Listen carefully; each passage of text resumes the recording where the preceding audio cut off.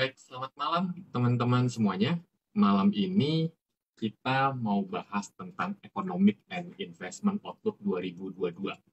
Hari ini saya akan mengundang salah satu pembicara yang sudah cukup terkenal juga ya di dunia industri financial service, terutama adalah tentang investment. Saya akan undang Pak Budi Hikmat. Beliau adalah kepala ekonom di PT Bahana TCW Investment Management ya. Sambil menunggu nanti kita sapa dulu teman-teman yang sudah mulai join siapa. Oke, Mas Eko, selamat malam Mas Eko. Thank you sudah join. Pak Budi juga sudah join. Sebentar Pak Budi, eh, saya accept dulu. Terima kasih. Sambil nunggu juga mungkin teman-teman ini juga Kristiana juga sudah join. Selamat malam. Selamat malam. Assalamualaikum Pak Budi. Waalaikumsalam, Om Andoko, apa kabar nih? Baik sekali, Alhamdulillah. Wah, akhirnya dalam waktu beberapa hari ya, kita pernah ketemu secara Iya, tidak sengaja, kemudian kita bisa kolaborasi akhirnya deh. istilahnya itu memang benar, tidak ada yang namanya kebetulan kecuali kebenaran, gitu. Ya, betul. Alin juga kayaknya udah, Ngomong-ngomong, suara saya kedengaran nggak Pak Budi? oh jelas, loud and clear, Jelas ya? jelas. Oke, Ya, baik. suara Sebentar, juga saya sambil ya. setting juga ininya nih, suaranya ya. Ya Baik. ini kita rekam Wah, ini ya. udah mulai beberapa teman-teman yang join ya. Saya sapa dulu. Di sini ada siapa aja? Lutfi, Claire 442 sudah join juga. Kemudian tadi saya lihat ada Pink join juga. Thank you. Selamat malam. Kemudian ada mungkin Muhammad 2210 nih ya. Christina Yuliasih juga. Kemudian ada Prince Ramadan. Thank you. Selamat malam sudah join. Jason, Jonathan, Arif, kemudian John. Oke, baik. Ya. Nanti teman-teman yang sudah join juga, saya akan sapa lagi untuk berikutnya ya. Pak Budi, aktivitasnya apa nih sekarang, hari ini? Oh ya, jadi saya memang lebih banyak untuk sharing session ya, kendati tugas direksi saya udah selesai di Bahana TCW. Saya Baik, dipertahankan sebagai staff senior dan ya. karena ini ada sebangsa calling gitu ya buat Mm-mm. ini cukup banyaklah pengalaman saya melintasi krisis ini dan sebetulnya saya mengkhawatirkan Indonesia ini terjebak di krisis yang lebih besar ketimbang krisis 98 gitu.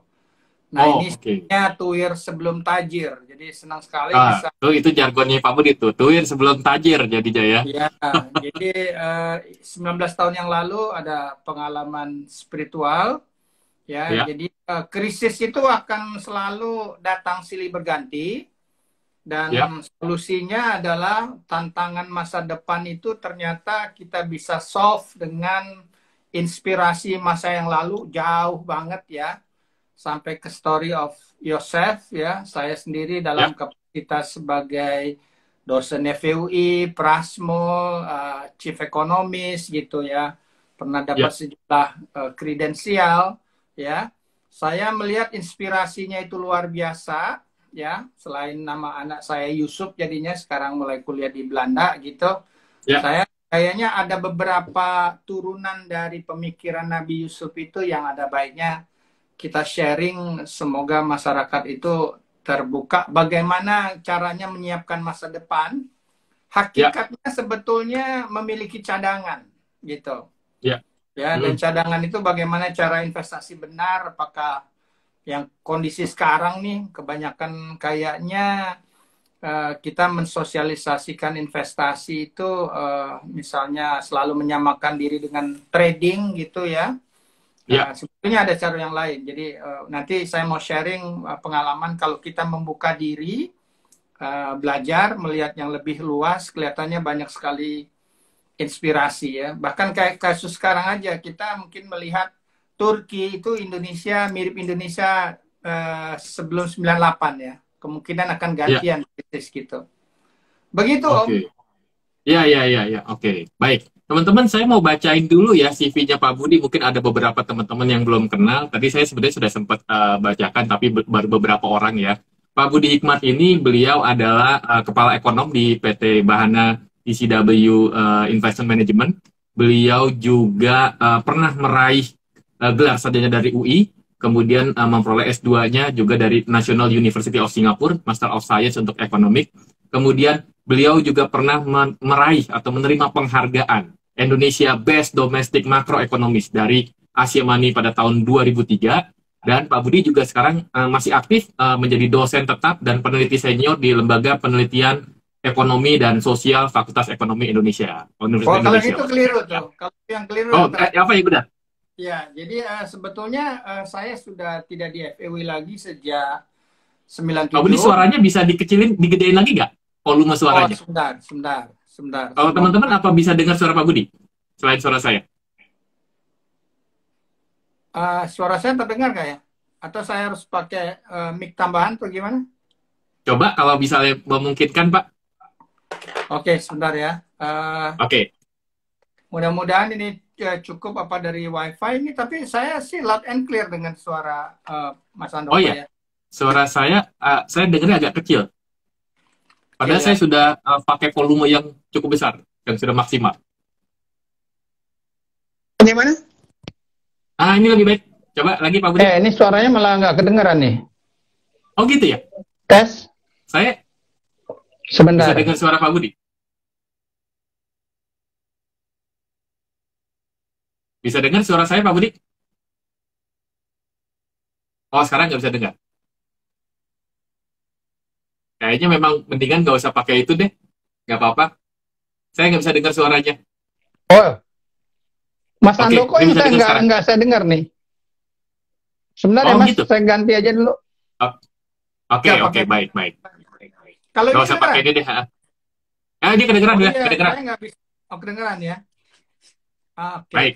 Ah, saya sih dulu periset dengan Ibu Sri Mulyani, dulu atasan saya di LPM.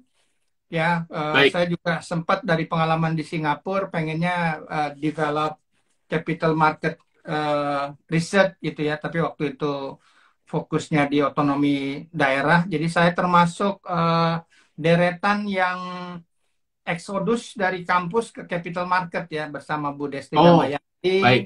Hmm, Mas Anton Hermanto dan cukup banyak ada namanya Kahli Roter dan lain-lain gitu. Yang ya. jelas sebetulnya saya ingin sharing pengalaman melalui krisis dan bagaimana bisa cuan gitu. Oh, baik. Oke, kalau gitu. Thank you, thank you. Pak Budi, Pak Budi juga kan sebagai founder dari komunitas Nabi Yusuf ya. Jadi ya, Oh ya, betul. boleh cerita sedikit nggak tentang komunitas Nabi Yusuf, Pak Budi? Jadi pada dasarnya saya practice what I preach dulu. Jadi saya dalami dulu. Jadi story of Yosef itu ya banyak sekali ternyata variasinya dan kalau dibandingkan dengan misalnya buku dari Automatic Millionaire David Bach ya itu menarik banyak kesesuaian ya kemudian juga saya lihat nih ada juga materi buat doktor tadinya overlapping generation model nanti teman-teman bisa tanya ya. Nah, setelah itu menerapkan banyak hal nih teman-teman. Jadi ini bukan pengajian agama ya, ini betul-betul lebih ke arah kita bicara perencanaan kemakmuran. Kemudian saya sering bicara ngajak sejumlah generasi milenial lah ya. 2019 mereka sering saya ajak ke rumah saya atau ke apartemen saya. Akhirnya mereka bilang, Pak Budi kenapa nggak kita bikin saja komunitasnya ya Ya. kita tagline-nya memang cegah tuir sebelum tajir itu growing old before growing rich itu kalau resminya dari Bank Dunia gitu so Mhm. dari situ kita kembangkan sebetulnya yang menarik itu crisis is always the best time to make money if you have got Hmm, and extra money nanti kita bisa sadari. Saya juga suka baca bukunya Ray Dalio, ya, The ya. Principle misalnya ya, gitu. Radical Truths and Radical Transparencies ini penting sekali dalam kita berinvestasi, nggak baperan gitu ya. Jadi bagaimana sih? Saya juga mengembangkan acuan untuk cuan itu judul buku saya waktu saya ngajar di Prasetya Mulia. gitu. Jadi Mantap. supaya Acuan gimana sih untuk kita cuan ya. Jadi ya. Mantap. kita menyikapi market volatility dan lain-lain, sebetulnya ada banyak cara ya gitu. Mudah-mudahan ini jadi acuan untuk cuan nggak cuma di saham, di properti, bisa juga di emas, di obligasi ya, lengkap sebetulnya. Oke, baik. Thank you Pak Budi. Sekarang Sedapat boleh di-share mungkin, nggak Pak Budi? sedapat mungkin saya meningkatkan ekspektasi teman-teman sekalian, dan saya harus delivery better than your expectation. Kira-kira seperti itu. Dan Mantap, mantap. dalam kesempatan ini Ya, silahkan menguji, ada baiknya gitu loh. oke. Itu silakan tuh teman-teman ya di challenge Pak Budi untuk bertanya tuh ya jadi ya. Pak Budi, mungkin sebelum teman-teman nanya kita mulai dengan gini. Pak Budi bisa kasih gambaran makroekonomi 2021 dan 2022 Pak Budi dari sisi Indonesia maupun global ekonomi Pak Budi. Saya langsung ke arah penerapannya aja ya, gitu. Boleh? Ya, jadi pertama, ini kita udah cukup banyak datanya ya. Dalam pandangan saya, berinvestasi itu yang paling penting bukan kapan masuk, tapi kapan keluar, Hmm, hmm, gitu. hmm, Dan kalau kapan keluar, ya, apa yang menyebabkan investor asing akan keluar ke Indonesia, dari hmm, Indonesia, atau dia nggak mau hmm, masuk, gitu. Ternyata everybody likes Indonesia except one thing, rupiah. hmm, Itulah yang disebut hmm, currency risk. Jadi hmm, currency risk ini pada dasarnya begini teman-teman. Kalau misalnya setiap investor dari luar tuh punya pilihan. Dia invest di dalam negerinya misalnya orang Amerika, atau dia ke negara berkembang seperti Indonesia. Nah, jadi dia ngeliat. Nah, kita coba aja yang namanya investasinya bukan di saham, tapi di SBN. Misalnya di Amerika, dia di sana dia cuma dapat misalnya ya 1,5%. Di Indonesia hmm. dia bisa Ya, dapat misalnya 6,5%. Jadi 6,5 kurang 1,5 itu 5 kan? lima ya. persen nih dia bisa langsung dapat ya gitu. Tapi dalam waktu setahun misalnya ke depan, ternyata rupiah melemah lebih dari 5%. Rugi dia Hmm, gitu. hmm, Nah, jadi itu kuncinya teman-teman. Saya mau menggabungkan supaya teman-teman punya pandangan apa sih gunanya makroekonomi? Ada nggak sih hmm. orang cuan dari belajar makroekonomi gitu. Jadi Ya, silakan itu dikasih tantangan. Jadi saya kasih tahu saya optimis dengan Indonesia gitu. hmm, Jadi misalnya ya, banyak orang yang nggak tahu bahwa kinerja pasar modal Indonesia sejak 2012 itu kalah dengan negara maju.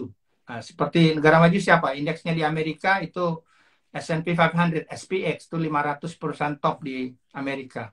Kita kalah oke. gitu. Nah, kenapa kita kalah? Ya, karena salah satu faktornya adalah sejak 2012 itu risiko rupiah melemah itu gede banget. Nah, Hmm, kenapa oke. gede banget? Ekonomi Indonesia salah urus. Hmm, Bagaimana hmm, ekonomi Indonesia salah urus ya? Ya pada dasarnya saat itu bagaimana caranya import kita jauh lebih gede dari ekspor. Ingat teman-teman sekalian, tolong Anda kasih komen kalau Anda ngerti. Import itu butuh falas. hmm. Ekspor menghasilkan falas. Kalau Ya, import lebih gede dari falas, tidak ada hak rupiah buat menguat. Kira-kira kayak gitu. Kalau rupiah hmm, melemah, ya berarti orang kabur. Gitu. ya, Nah, sekarang ini lagi dibenahi. Gitu. Saya bisa balik ke dulu kenapa? Kita dulu sempat booming komoditi, ya. ya. Tapi kita tidak melestarikannya dengan Hmm, memperkuat industri. Nah, sekarang kan mulai nih. Misalnya Pak Jokowi nggak boleh jual hanya biji mineral apa namanya yang inilah ibaratnya raw material ya harus diproses. Indonesia harus menjadi pusat baterai dunia misalnya. Nilai tambahnya lebih tinggi. ya. Itu sebabnya kita melihat ya misalnya komoditas seperti ekspor mineral ya besi mineral itu udah ranking 2 sekarang. Dan Hmm, mata uang oke. kita kenapa relatif stabil ya? Karena kita punya neraca berjalan itu kondisinya membaik. Jadi saya mau Ya. kasih clue kalau ditanya tadi ya saya gunakan payung atasnya dulu supaya teman-teman nggak keluar dari sini ya. Hmm, Kenapa? Dan forecast kami dari tahun lalu tuh tepat. Rupiah itu akan relatif stabil atau menguat. Kenapa? Karena ngurus ekonominya benar gitu ya. Hmm. Saya tuh ini ya, saya tuh kan teman saya ini ada 3 nih mentor saya. Mas Faisal Basri itu policy watcher, Bu Sri Oke. Mulyani policy makers, Budi Hikmat policy reader, baca kebijakan ya, dari situ bagaimana caranya cuan gitu ya. Hmm. Jadi dengan kombinasi sekarang nih, ditambah lagi kan sentimen negatif terhadap COVID dan lain-lain, pemerintah udah address bagus gitu. So, jadi kalau mau ditanya bagaimana caranya, ya pertama cenderung bagus itu karena global dynamics ini kayaknya bakal terjadi perang 30 tahun ke depan dalam waktu 30 tahun ini ya. Gitu karena ada Hmm. namanya multipolar yang namanya hot peace gitu. Nah, kalau dulu zaman Amerika sama Rusia itu Cold War. Sekarang hot peace dengan Tiongkok misalnya ya. Ada Oke. perlombaan dan lain-lain. Sejarah menunjukkan itu biasanya ada perang gitu. Kalau perang sekarang ini kelihatannya butuh metal, Hmm. butuh mineral gitu. Nah, Indonesia tuh punya gitu Hmm. ya. Indonesia bisa memanfaatkan dengan benar dan lain-lain. Saya lihat di sini ada opportunity ya. Kita bisa lihat gitu. Memang kemarin ada COVID, kita harus menangani COVID dan lain-lain. Jadi, satu kata kunci lagi. Tadi saya menyampaikan saat terbaik investasi itu adalah satu, kapan keluar. Nah, kapan keluar itu Oke. cari resikonya dan kapan sudah cuannya. Ingat ya, investasi itu menanam keberuntungan. Kalau ada buahnya jangan dibiarkan busuk. Kita segera petik, ganti mungkin bisa beli pohon yang lain. Jadi saya banyak sekali hal yang mungkin saya jawab secara filosofis ya. Nah, ada yang kelihatannya kok belum gitu bagus, tapi jadi bagus bagi investasi.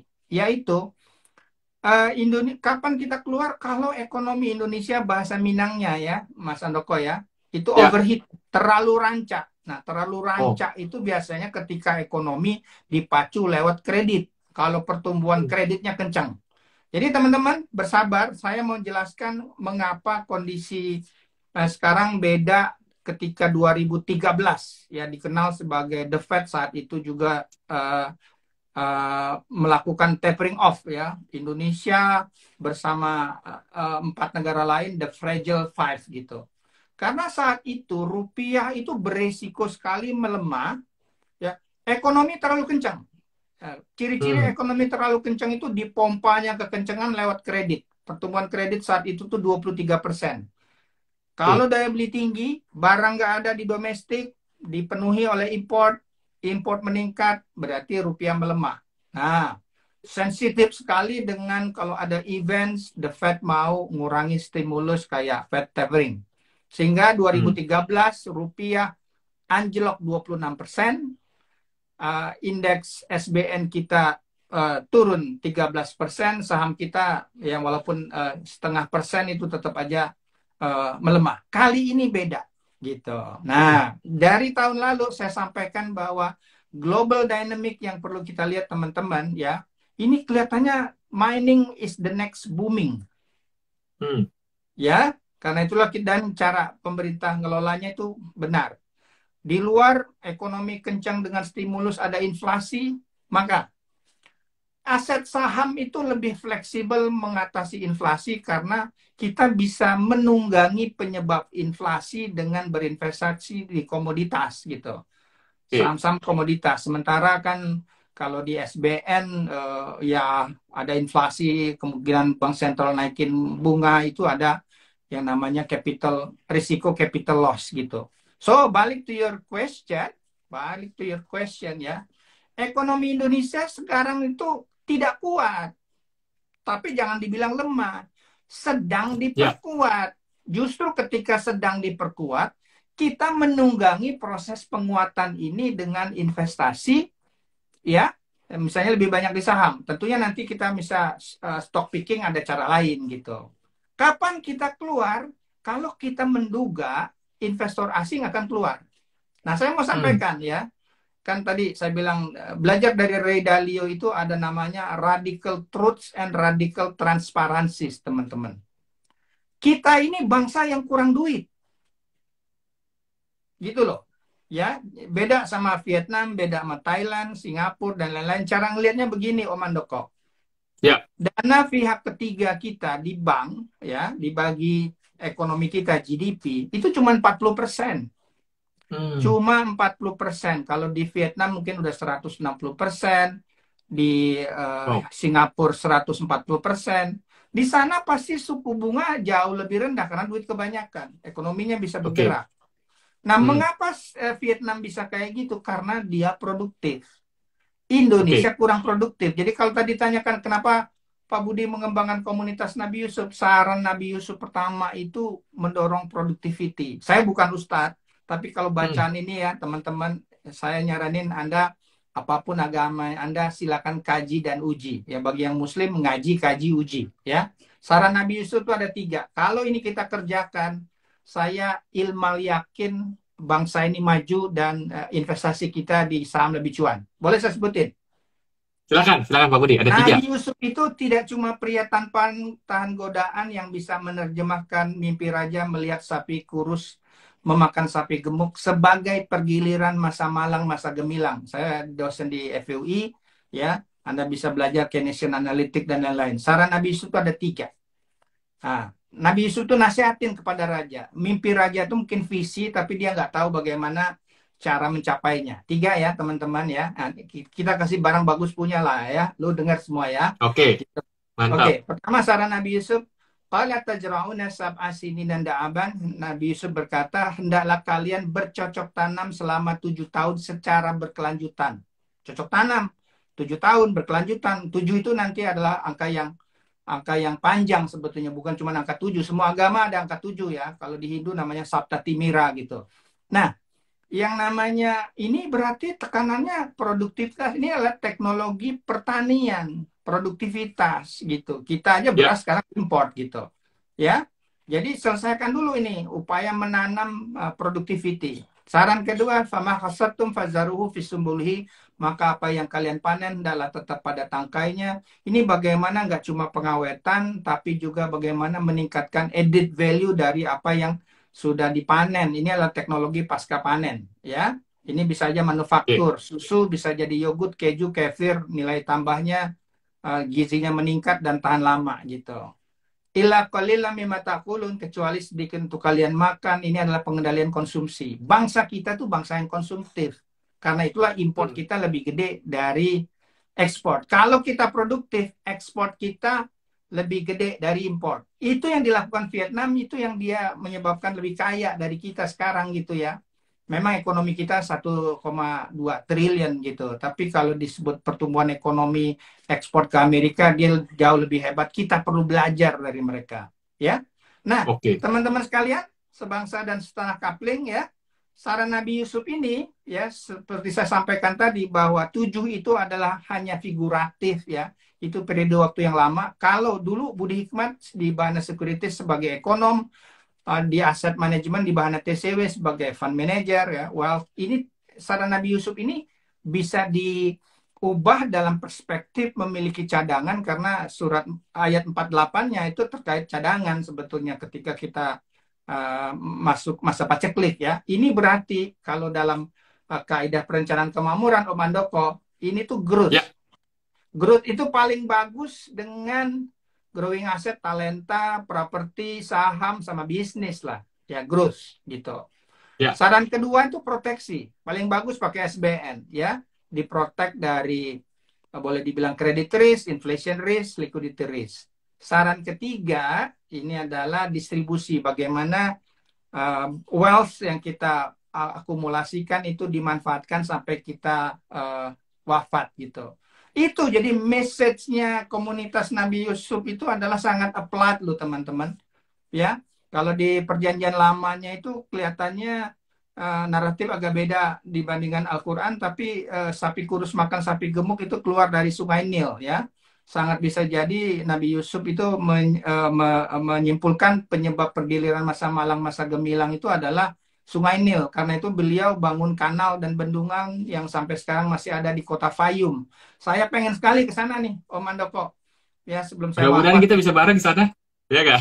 Boleh, boleh, boleh. Ya, Jadi ekonomi Atau Indonesia sedang diperkuat karena arahan kebijakan yang lebih mirip yang seperti dilakukan Yosef itu ada, ya. Dan yang sebetulnya kalau mau ditingkatkan ini ada lagi, Om. Ini mohon maaf kelihatan kayak ceramah gitu. Nabi Yusuf itu kualifikasinya itu adalah hafizun alim, governance dan berilmu, ya. Itu kecakapan di level birokrasi. Jadi kalau teman-teman lihat birokrasi kita nggak memperbaiki administrasi gitu ya, ya kayaknya agak susah ya. Paling nggak administrasi kita di Peduli Lindungi ini kan tracing dan lain-lain tuh lebih lebih bagus lah. Saya punya apa namanya udah tiket kalau saya mau ngambil booster tuh udah ada kemana-mana ya. ya, Tiongkok juga udah ngembangin. Kira-kira itu Om, oke. saya nggak pengen banyak Baik, bicara, tapi saya akan mantap. menemani setiap pertanyaan dalam kapasitas saya. Saya mau tunjukkan nanti ya. Semoga teman-teman bisa mendapatkan the best manfaat. Oke, baik. Tadi Pak Budi bilang bahwa apa tuh saham terutama dibanding SBN, ternyata SBN itu lebih baik dalam kurang lebih mungkin 10 tahun terakhir gitu ya Pak Budi ya jadinya ya. Nah, Ya, pertanyaannya adalah di tahun lalu, di tahun 2021 itu kan indeks harga saham gabungan itu bisa memberikan return 10,08 kurang lebih ya, 10%-an lah betul, ya jadi ya. betul. Di mana saya cermati gitu ya di tahun 2021 ternyata disupport oleh sektor teknologi Pak Budi, yaitu bisa sampai 380,14% sektor teknologi. Kemudian yang kedua transportasi dan logistik itu bisa 71,04%, energi 45,05%. Ya, pertanyaan saya adalah Pak Budi, sekarang kita masuk ke investment. Tadi kan ekonomi makro kan, jadi jaya kurang lebih. Ya, Dan Pak Budi juga udah ya, kasih tahu ke kita semuanya betapa penting nih kita ketika melakukan investment harus tahu ekonomi makro karena ternyata investasi itu tidak berdiri sendiri gitu jadinya. Menurut Pak ya. Budi gimana prospek saham di tahun 2022? Oke, kalau kita bicara saham tentunya ya, saya ini kan supaya kita bisa bisa investasi dengan sehat ya. Ya, Gitu teman-teman. Jadi jangan terpesona ada saham yang naiknya ribuan persen gitu. hmm, Tapi coba-coba teman lihat deh volumenya gitu ya. Gede apa? Karena investasi itu bukan cuma bisa masuk, bisa keluar gitu ya. ya, Jadi teman-teman, kalau teman-teman mau nanya bagaimana prospeknya, tanyalah sama Elvis ya. Ini bukan penyanyi lawas. Elvis itu 5. Lihat faktor earning, liquidity, valuation, interest rate, sentiment. Nah, gini loh ya. ulangi Pak Budi, ulangi biar Kita teman-teman bisa berusaha ini ya. memudahkan investor memahami dinamika market. Jadi yang namanya earning, show me the money earning, ya. Karena banyak sekali saham itu I tell you the story gitu, ya. Hmm, Ada saham seperti Jago, pertama atau I tell you the story, tapi setelah itu katanya dia bisa show me the money gitu. Tapi ada saham hmm, seperti Bukalapak, baru I tell you the story, not yet show you the money, itu mirip kayak Uber ya. hmm, Uber tuh kan masih ya, rugi gitu, hmm, ya gitu. hmm, Jadi saya lebih suka yang seperti itu ya. Jadi ini ada faktor earning ya. Labanya kita mesti lihat nih ya gitu. Kemudian liquidity karena kalau kita invest ternyata nggak bisa keluar gitu ya. Dan gini, kita tuh investasi mau cuan itu adalah kita beli undervalued stock, undervalued asset ya. Kita kan nggak mau jadi donatur. Ada mungkin selebriti yang untungnya setiap minggu itu miliaran gitu ya, karena demikian banyak donatur yang menyebabkan dia bisa beruntung gitu.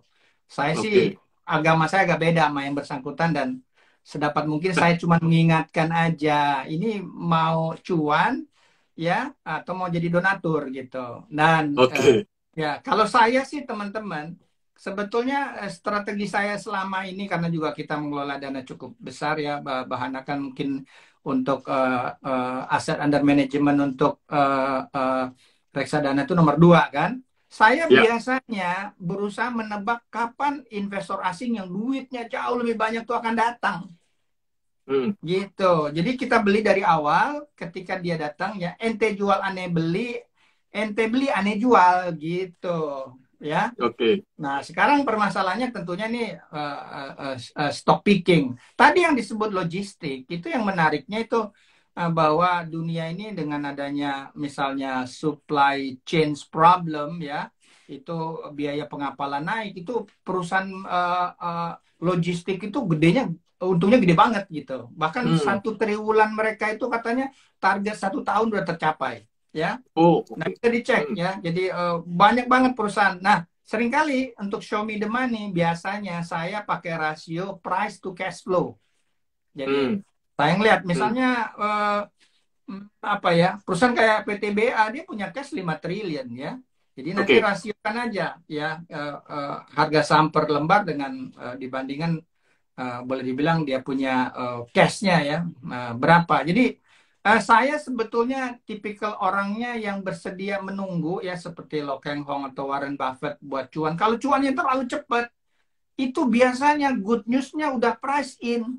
Ketika kita Hmm. masuk, gini teman-teman, banyak sekali investor retail yang nggak sadar, Anda disuruh beli itu karena ada yang lebih gede yang pengen keluar gitu.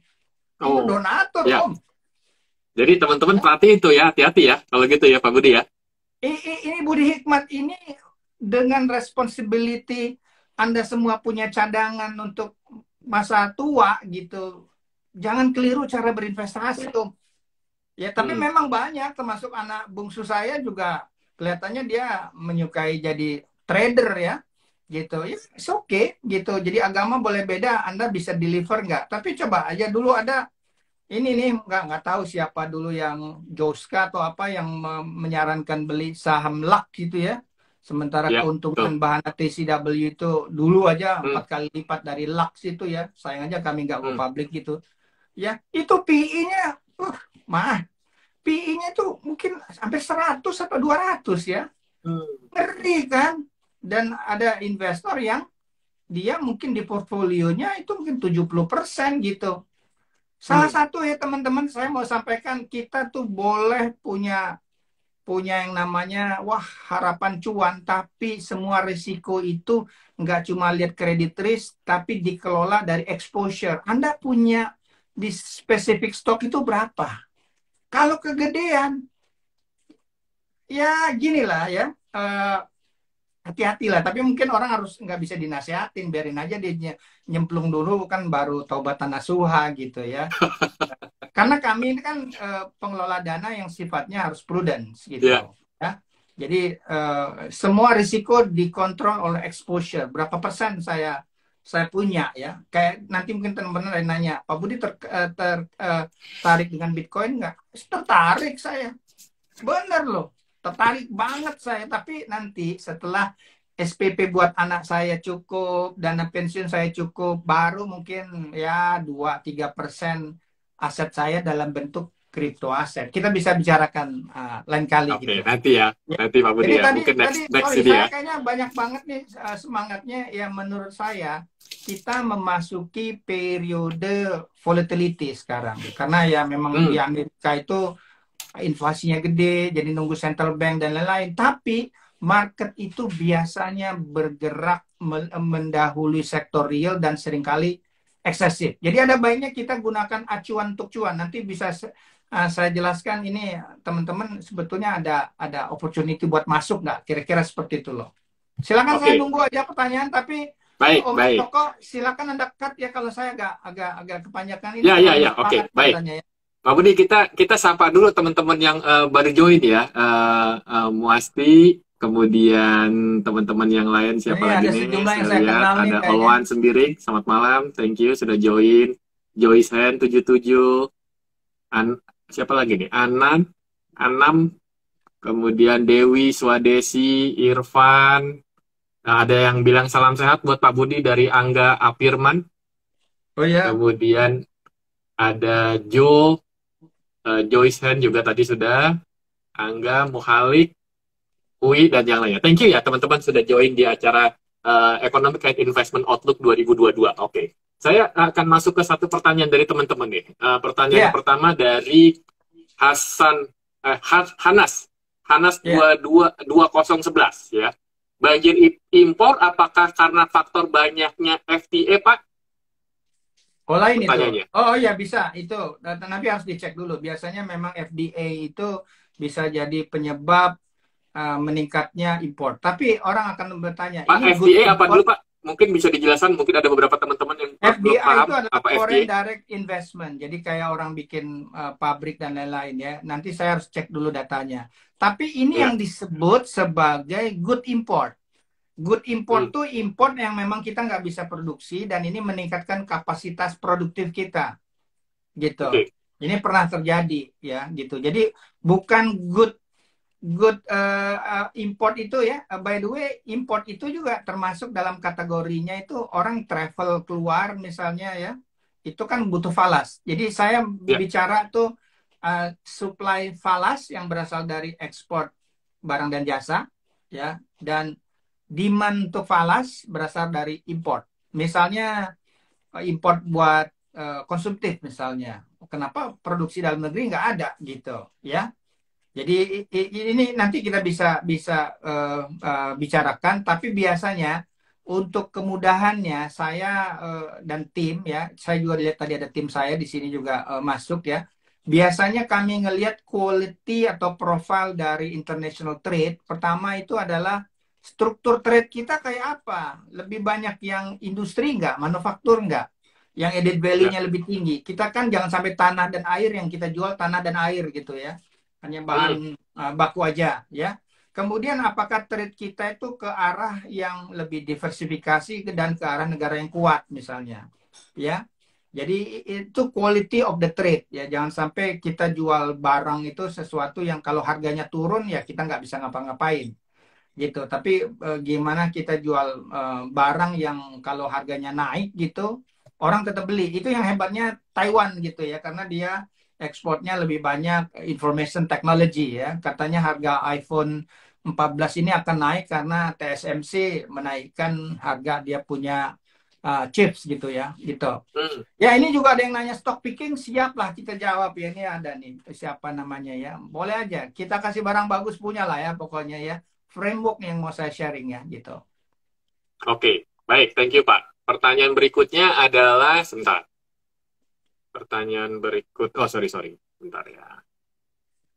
Dari TPRI Hartanto. Bagus diversifikasi atau fokus dalam melakukan investasi berdasarkan pengalaman Pak Budi? Silakan, Pak.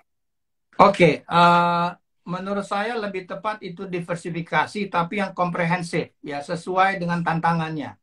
Saya memiliki exposure ke falas karena saya mau bayar dana kuliah anak saya ya gitu. Dan teman-teman, ini ya mau radical truth and transparency, bursa saham kita tuh bukan bursa yang paling bagus, bukan. Hmm. Ayo bangun, bukan gitu. Jadi kalau teman-teman tahu ini ada pandemi, ada new economy, apa yang disebut new economy? Misalnya ada green economy, ya. Kita misalnya sekarang information technology, Telkom itu baru boleh dibilang fokusnya di backbone. Information technology yang services ya, information services itu adalah ya seperti ini nih, Zoom ya, seperti Netflix ya. Banyak banget jadi ada added value dari situ ya. Kemudian kita nih Hmm. ke depan ya kayaknya ini bukan pandemi terakhir loh ya. Kita punya nggak Hmm. yang namanya healthcare? Healthcare itu di bursa kita itu kurang dari 3%. Sementara di Hmm. Amerika itu hampir 13%. Kita itu terlalu didominasi oleh finansial bank. Hmm. 28%. Kebanyakan. Padahal bank ini kan, bank itu ringkih terhadap risiko disruptif. Ada e-commerce, ada fintech gitu. Makanya bank-bank besar itu kinerjanya nggak gitu bagus. Tapi sekarang bank-bank besar berusaha ngelawan sekarang. Jadi ada pertarungan dulu.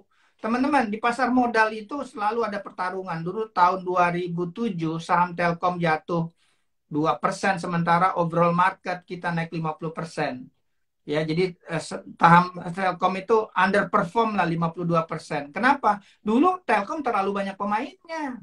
Kan dulu ada Smart, Hmm. ada Friend, ada Sampurna. Wah, banyak banget gitu. Ya, betul. Akhirnya konsolidasi. Semen juga konsolidasi. Indofood kena mie sedap. Unilever kena Wardah. Kali ini menurut saya kena bank. Jadi kenapa saya sampaikan? Loh, kita bisa investasi keluar loh.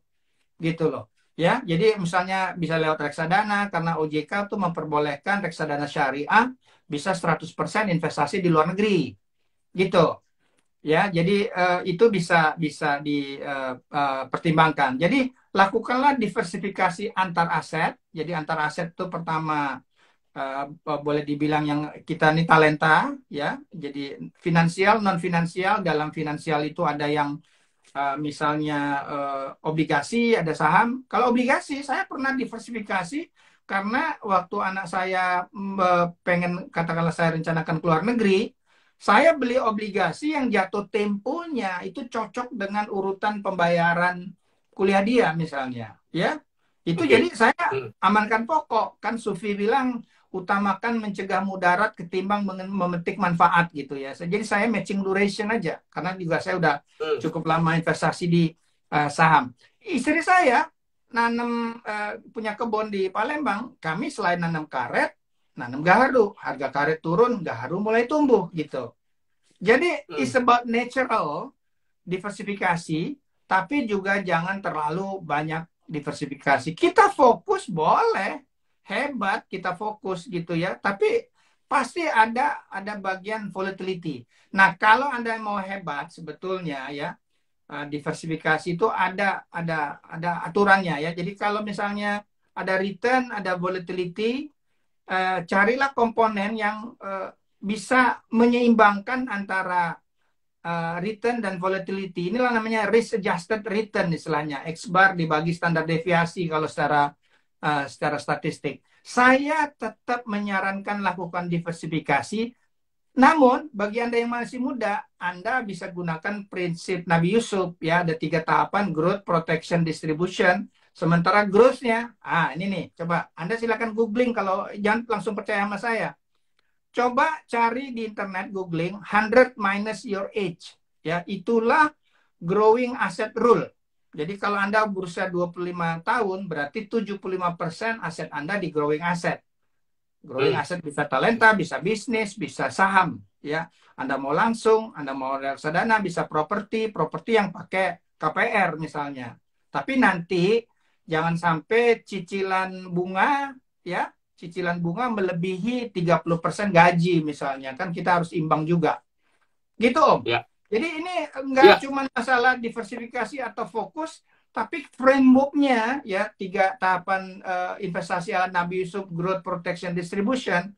Anda pernah menerapkan nggak misalnya yang aturan growing asset 100 dikurang umur? Saya sendiri kemungkinan 115 dikurang umur ya, karena saya pengen pensiun dini dan saya pengen ya inilah berkolaps dengan Om Andoko ya, sharing. Pokoknya ini Thank kesempatan you. Mantap. mensyukuri pencerahan yang saya alami lah, kira-kira gitu teman-teman. Ya, silakan Ya, googling ya, ya. 100 kurang umur ya. Ya, oke. Baik, jadi teman-teman, sebenarnya Pak Budi itu juga bicara tentang wealth management, tentang ngomongin financial planning ya, teman-teman ya. Karena di financial planning itu ada beberapa area yang perlu kita pahami ya. Yang pertama cash flow management. Ya, tadi Pak Budi udah singgung juga cash flow management. Yang kedua, jangan lupa peranannya insurance planning. Di situ adalah perannya salah satunya juga protect ya jadinya ya. Kemudian yang ketiga itu adalah perannya investment. Investment planning itu adalah bagaimana kita mengakumulasi aset kita. Kemudian yang keempat adalah peranannya retirement planning. Tadi Pak Budi juga ngomong kan kalau mau investment untuk ke pensiun 100 dikurang usia Anda tuh nanti jadinya ya. Kemudian di satu lagi di asset planning. Ya, asset planning biasanya untuk tadi Pak Budi ngomong tadi kan ada distribution ya, itu juga mesti dipikirin Iya. juga ya, bagaimana kita mendistribusikan kepada generasi berikutnya dari keturunan kita. Kemudian satu lagi, jangan lupa personal tax planning ya teman-teman. Jadi ini penting juga buat teman-teman memahami bahwa investment musuh utamanya dua. Yang pertama adalah invasi, yang kedua adalah tax salah satunya ya. Oke, Pak Budi, ada terakhir lagi sebentar ya tadi dari Hartonolik. Pak Budi dia bilang gini, untuk view Big Bang, bagaimana Pak dengan isu tapering dari Hartonolik? Silakan Pak. Tapering itu tidak terlalu banyak masalah bagi Indonesia ya, relatif dibandingkan 2013 ya. Ingat teman-teman, yang bahayanya itu kalau rupiah beresiko melemah. gitu. Dulu kita mah rupiah wajib melemah gitu ya, karena kita terlalu besar ya defisitnya. Sekarang defisit kita itu masih kecil karena ekonomi lemah gitu. Dan di dunia Hmm. ini lagi kebanyakan liquidity, karena setelah pandemi ini yang bedakan krisis dulu sama sekarang. Sekarang itu semua negara menciptakan duit, liquidity banyak, suku bunga dolar rendah. Anda coba Anda lihat suku bunga dolar di mana, di bank mungkin hanya cuma 0,25 gitu. Ya, Ya. betul. Jadi Mhm. yang bagaimana gini teman-teman, ya saya ingin banget ya teman-teman menguji yang saya sampaikan tadi. Ya, risiko rupiah melemah gara-gara tapering itu kecil karena dosa kita itu nggak segede dulu gitu ya. Dulu mah defisit namanya neraca berjalan kita ya, ekspor dikurang impor barang dan jasa itu mungkin 3,5% GDP, gede banget teman-teman. Pak Hmm. Mirza, bos saya dulu waktu dia jadi, sorry ya, ya kalau orang BI nanti, udahlah, udah selesai ya. Dia bilang, tugas saya dulu tuh mengawal pelemahan rupiah, karena rupiah nggak punya hak menguat saat itu. Dengan Hmm. defisit dan ekonomi yang dipompa. Saya udah menyampaikan ini udah cukup lama ya, dan teman-teman lihat rupiah kita relatif stabil gitu ya. Jadi itu tadi. Nah, cara ngelihat rupiah itu lebih gampang loh teman-teman ya. Memang kita butuhkan dana asing masuk. Unfortunately asing itu lagi keluar dari SBN. Nah ini juga Oke. nanti bisa bisa jadi pembicaraan. Tolong ingatkan saya ya, Om Andoko. Ini aspek yang menarik buat dibahas ya. Ya. Oke. Kalau bikin teman-teman saya ulang dulu deh. Bagaimana Budi Hikmat bikin strategi itu ada 3 komponen. Global macro dynamics, domestic fundamental, sama market positioning. Oke. Ulang, global macro dynamics, domestic fundamental, satu lagi adalah market positioning. Kita mesti tahu ini, ya, supaya kita bisa bisa paham gitu. Nah, global macro yang teman tadi tanyakan, tapering off, memang the Fed itu harus tapering. Kalau enggak, kelebihan duit itu biasanya akan menyebabkan bubble di tempat lain yang boleh dibilang bisa jadi masalah, seperti menjelang kenapa dulu ada subprime itu ya karena bunga dibiarkan rendah terlalu lama gitu ya. Dan mereka juga melihat ya di Amerika tuh bagaimana inflasinya udah 7, suku bunganya hanya 0,25 gitu ya. Hmm. Pastilah mereka tuh akan naikin bunga dan diduga 3 atau 4 kali. Nah, tinggal dampaknya terhadap Indonesia, apakah kita punya dosa nggak kayak 2013? Dulu mah banyak banget dosa kita, ya. Jadi kalau namanya Ya. tapering off itu teman-teman banyak mungkin yang belum banyak yang tahu, tapering off itu artinya berkurang penciptaan dolar, ya. Tapi apakah menyebabkan dolar pulang kampung nggak? Nah, dolar pulang kampung kalau kita usirin. Cara ngusirnya gimana? Currency risk rupiah kita gede, sekarang terbatas. Kenapa terbatas? Di dunia ini di struktur ekspor kita tuh ada 2 komoditi yang namanya income commodity seperti CPO, coal, karet, mineral atau misalnya nikel, ya. Ada namanya cost commodity karena ini adalah minyak karena kita bukan lagi negara OPEC nih. Dari tahun Hmm. lalu, dari tahun 2020 ya, saya ngelihat bahwa income commodity naik lebih kencang dibanding cost commodity.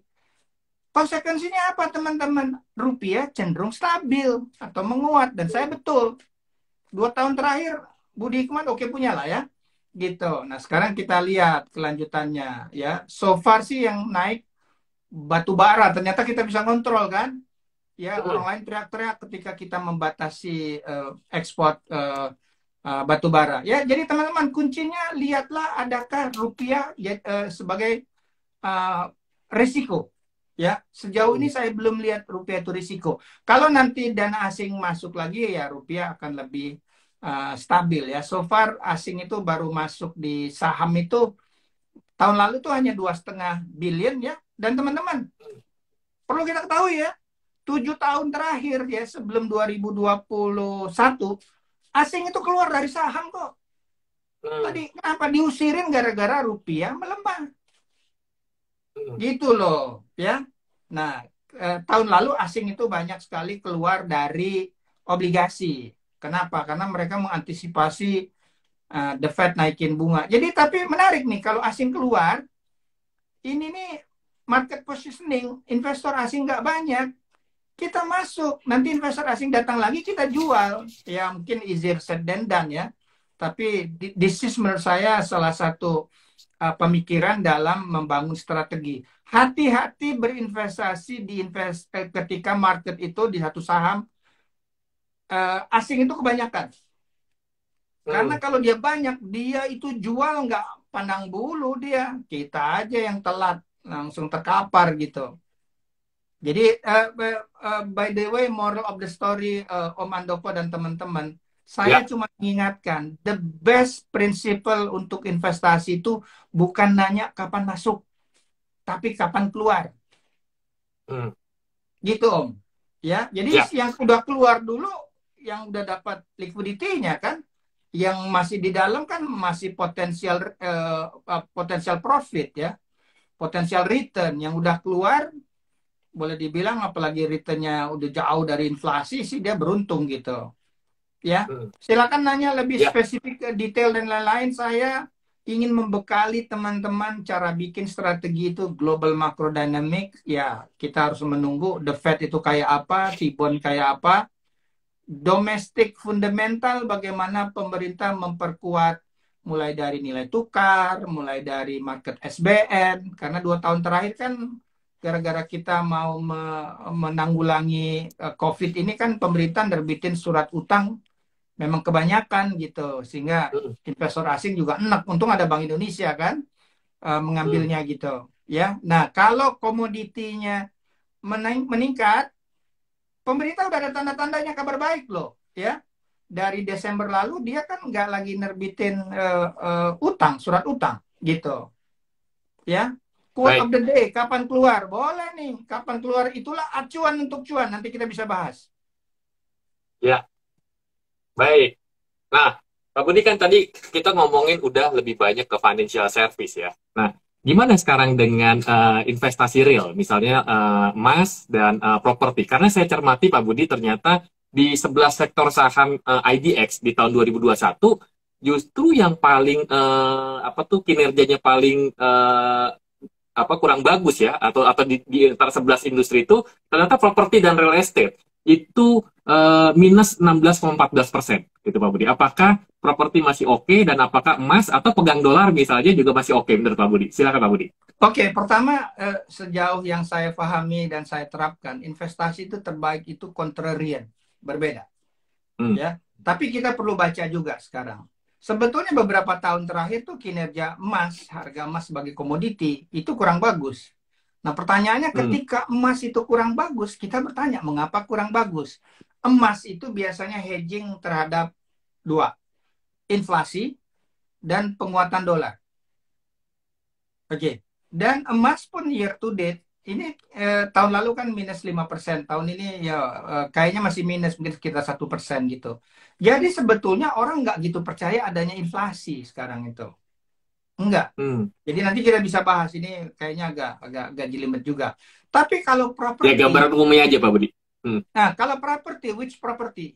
Tapi kalau ditanya emas, saya sebetulnya dengan prinsip contrarian tadi, saya lebih menyukai berinvestasi yang tadi, yang mungkin belum dilihat orang ya. Menurut saya juga kalau pengelolaan global, ekonomi global, politik global ini antara Amerika dan Tiongkok nggak bisa settle, ini kelihatannya gangguan supply chain ini akan terus mengarahkan kepada inflasi, gitu. Oh, ya.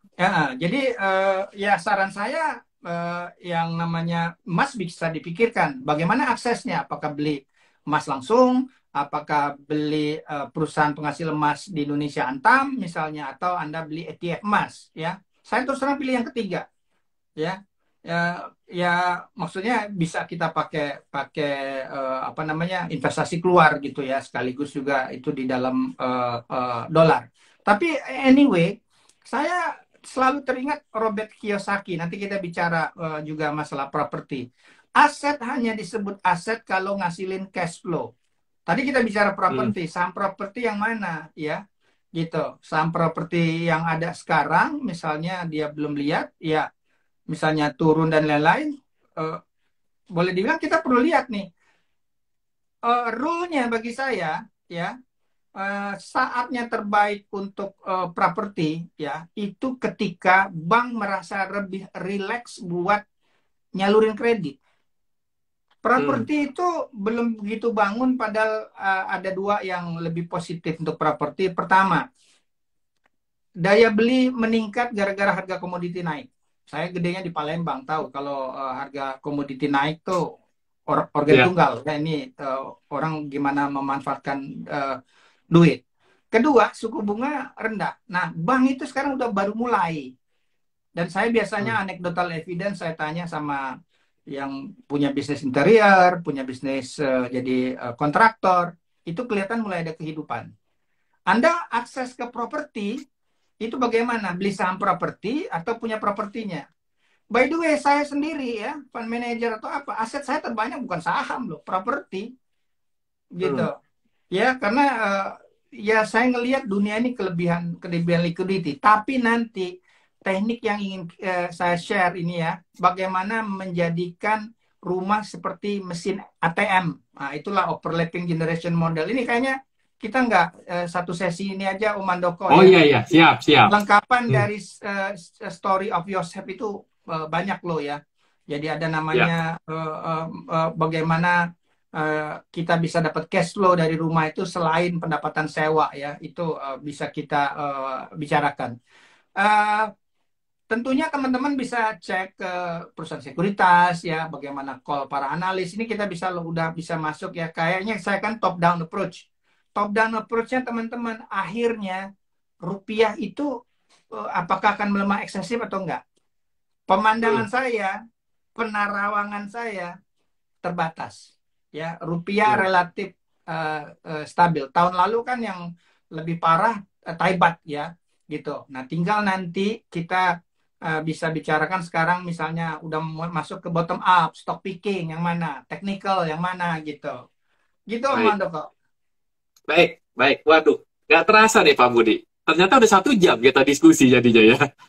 Oh ya, Oke, teman-teman, saya kasih satu kesempatan buat teman-teman untuk bertanya untuk apa? Karena waktu kita sudah hampir 1 jam ya, bahkan sudah ya kurang lebih 1 jam lah ya.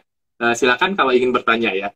Nah, Pak Budi mungkin sebelumnya bisa kasih gambaran juga pada saat Pak Budi melakukan investasi biasanya analisa apa yang Pak Budi lakukan? oke, that's good. Terakhir juga saya posting di ini saya ya. Jadi prinsipnya tadi penerapan Elvis tadi lihat gitu. Kita investasi itu di undervalued asset. Selalu lihat. Jangan sampai Baik. kita nggak lihat fundamental loh. Jadi undervalued itu value-nya di sini, price-nya di sini. Undervalued. Baik. Ya. Undervalued itu karena ada peluang upside itu dari sini. Ya. Ya. Jadi terlalu valuasi. Valuasi sendiri kan menunjukkan apresiasi terhadap berbagai faktor. Earning misalnya ya, sumber laba gitu. Jadi carilah perusahaan yang show me the money, punya earning gitu ya. Saya sudah menyampaikan dulu ya bahwa teman-teman bisa misalnya mengumpulkan riset para analis ya, dan saya dengar juga sejumlah platform itu udah menyediakan. Jadi nanti itu ada baiknya jangan percaya kepada satu analis, cari. Kalau di Bloomberg itu ada average dari banyak analis, itulah proyeksi dari value. Ini sekarang harganya berapa nih? Jadi carilah namanya margin of safety ya. Untuk perjalanan ke sana memang banyak faktor. Misalnya yang punya duit banyak itu bukan investor lokal loh, ya. Investor luar. Jadi kita menunggu. Nah, sekarang tuh semakin banyak view untuk melakukan diversifikasi dan Indonesia udah masuk dalam radar gitu. Ya. Ya. Jadi sekarang kemungkinan mudah-mudahan saya nggak keliru, the best time to make money itu for the next 2 years loh. Gitu loh. For the next 2 years ya. Jadi karena kemungkinan nanti teman-teman kita tuh keluar dari saham ketika gini deh. Kalau penyaluran kreditnya udah kenceng banget gitu. Kalau office boy ditawarin kartu kredit, better get out. Itu yang saya cermati Oke. ketika di 2013 gitu ya. Jadi disitulah kan katakanlah bukan saya seksis atau bukan ini ya, ini kan katakanlah bagaimana kalau saya pinjemin ke dia ternyata dia nggak bisa bayar, itu kan berarti Hmm. ya non performing loans gitu ya, jadi negatif ya gitu. Jadi Baik. biasanya saya selalu Oke. melihat Elvis tadi ya, earning, liquidity, valuation, Earning, interest rate, liquidity, sentiment, valuation. interest rate, sentiment. Interest rate Oh, baik. BI itu kecil loh, kemungkinan bersegera naikin bunga kecil. Karena ekonomi Indonesia butuh pendorong. Hmm. Gitu loh. Jadi jangan dengerin, wah The Fed akan naikin bunga, BI akan naikin bunga. Saya itu termasuk sering diundang oleh Gubernur BI ya. Cara dia menyampaikan BI tetap mendukung pertumbuhan ya. Kalau Pak Gubernur manggil saya Pak Ustadz, itu tetap ada jamu manis, jamu pahit gitu. Jamu manisnya lebih banyak, stimulus lebih banyak. Baik, baik, oke. Baik, teman-teman. Karena saya lihat tidak ada pertanyaan, tadi ada yang bilang, Mbak Inggit bilang, Pak, mungkin nanti kita diminta untuk diskusi ada berikutnya, kan? Katanya dibilangnya banyak sayur sama dagingnya mungkin ya, jadinya ya, dari diskusi kita malam ini ya. Ini Sebelumnya, pendahuluan saya kali mau, ya. Kita ya kita nanti bisa pendahuluan aja, bener. Ya ya, mungkin kita bisa nanti lebih kita spesifik ya. apakah lewat Zoom karena Pak Budi akan memberikan data misalnya nanti ke depan ya, karena kalau di IG ini kan kita hanya bisa bicara tanpa ada data gitu ya, tapi paling nggak apa yang Pak Budi sampaikan udah luar biasa karena bisa memberikan arahan buat teman-teman untuk melakukan investasi ya. Mungkin satu terakhir pertanyaan saya, Pak Budi, terakhir IHSG kira-kira diprediksi berapa nih di akhir tahun nih kira-kira, ramal aja Budi Hikmat sebelum kita Oh tutup. gitu ya. Kalau 7.000 mah gampang ya menurut saya ya.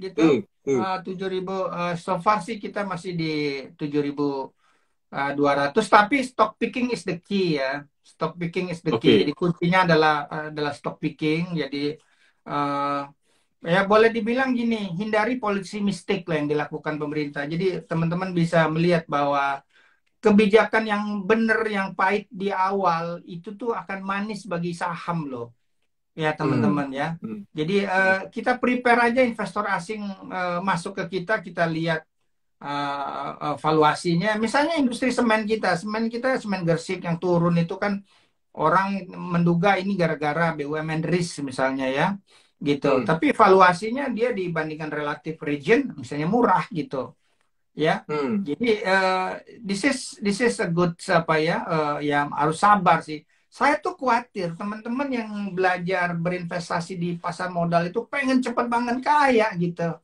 Ya, Hmm. ini tuh dunia yang demikian banyak orang merhatiin gitu ya. Saran saya itu seringkali kita tuh bener karena les paniki aja. Itu komunitas Hmm. Nabi Yusuf saya tahun 2020 tuh itu ya. Kebetulan saya juga udah punya cash ya ketika jatuh. Ingat ya 2008. 2008 Ya. bursa jatuh itu karena di sono ya di Amerika misalnya itu fund dia kan di-redeem, fund manager di-redeem. Sehingga dia harus jual underlying aset dong. Saat itu Hmm. ekonomi Indonesia menjelang pemilu, ekonomi China masih bagus, harga komoditi bagus. Berarti ketika dia jual, this is at discount gitu. Betul kan? Hmm. Jadi Hmm. pengalaman saya I make money, makanya crisis is always the best time to make money, ya. Dan banyak Mantap. banyak ininya. Saya dulu mengembangkan namanya microwave investing, microwave ya. Jadi ada gelombang makro yang kita bisa lihat. Nah, sebetulnya saya lihat sekarang teman-teman, itu ada indikator yang menunjukkan kepanikan nggak di Amerika. Nah, panik itu bisa dilihat dari credit risk di Amerika itu meningkat nggak. Sekarang belum gitu, nggak terlihat, tapi waktu di 2020 itu kelihatan banget orang panik. Ketika panik di sana ya teman-teman, Hmm. gara-gara COVID ini. Kalau di level pribadi orangnya itu kan boleh bilang berebut mengamankan diri untuk stok makanan dan masker kan, betul kan? Ya, betul. Kalau di level perusahaan, orang itu rush untuk liquidity dolar ya, untuk bayar Hmm. kegiatan operasi, untuk bayar bunga, untuk capex. Jadi saat itu terjadi rush for dollar cash gitu. Jadi Hmm. dijual semua aset termasuk emas saat itu gitu. Itulah yang menyebabkan di kita juga dijual juga, asing keluar dari SBN tahun 2020 itu 175 triliun gitu. Ya Hmm. teman-teman, saya tuh mau mengajari untuk kita tenang, lihat permasalahannya apa, dan ada nggak opportunity di sana. Dan begini teman-teman, saya tidak begitu yakin Indonesia dalam waktu dekat itu akan krisis. Karena krisis itu membutuhkan 3 hal, krisis besar tuh. Ya, dengar Pak. Apa aja Pak Budi? 3 hal. Pertama, ini namanya kristal huta barat, krisis total hutang tambah berat. Ya, apabila tingkat utang kita kegedean. Jangan dilihat utang pemerintah ya. Utang pemerintah itu dia terpaksa dan dibandingkan negara lain, misalnya debt to GDP kita 41% dibandingkan dengan misalnya apakah Yunani, apakah Jepang, itu kita belum apa-apa, apakah Amerika. Ya, dan utang itu sebagai saran investasi. Kedua, kalau penduduknya menua. Pokoknya teman-teman ingat aja film The Parasite itu ada satu karakter namanya Moon Gwang. Ada 3 keluarga ya. Keluarga Kim keluarga Park yang kaya, keluarga Kim yang miskin tapi pintar nipu, ya, ada 4 orang itu kan. Keluarga Moon Gwang itu dia bilang we don't have money, nggak punya income. We don't have house, nggak punya aset. Only debt. Dan mereka tua, gitu. Dan yang ketiga, itu kalau tingkat pajak kita udah ketinggian. Itu susah menarik dari orang kaya ke buat orang miskin tuh susah. Itu modelnya kayak di Amerika. Nah, kita tuh belum ke sana. Tapi yang berat di kita itu kalau kita tidak menggunakan kesempatan mempersiapkan cadangan. Nanti banyak nih yang mau kita bicarakan. Teman-teman, 24 tahun yang lalu saya sudah mengharamkan menabung di rumah. Bukan saya anti bank loh. Gitu. Karena orang taunya berhubungan dengan bank tuh cuma 2. Naruh uang sebagai deposan, minjam uang sebagai kredit. Orang tuh belum dikenalkan cara ketiga, Om Andoko. Jadi investor banknya. Jadi investor banknya lebih cuan. Gitu. Ya, mudah-mudahan nanti kita bisa terserah deh. Ya, saya udah makan malam nih. Ya, baik. Sholat maghrib udah ya. Gitu. So, ya, betul. Baik. More than happy. Terima kasih Pak Budi atas insight-nya. Tadi Ricky Doji juga bilang, keren nih Pak Budi, thanks insight-nya Pak. Dibilang, mudah-mudahan teman-teman kita akan bikin lagi sesi-sesi berikutnya dengan analisa yang lebih tajam lagi dari Pak Budi Hikmat sebagai salah satu mantan ekonom dari Bahana TCW Investment Management. Thank you Pak Budi atas insight-nya. Kita ketemu di kesempatan lagi nanti. Terus teman-teman juga terima kasih atas waktunya yang masih terus mengikuti kami sampai sesi akhir acara. Sampai ketemu di lain kesempatan. Saya tutup dengan wassalamualaikum warahmatullahi wabarakatuh. Terima kasih teman-teman.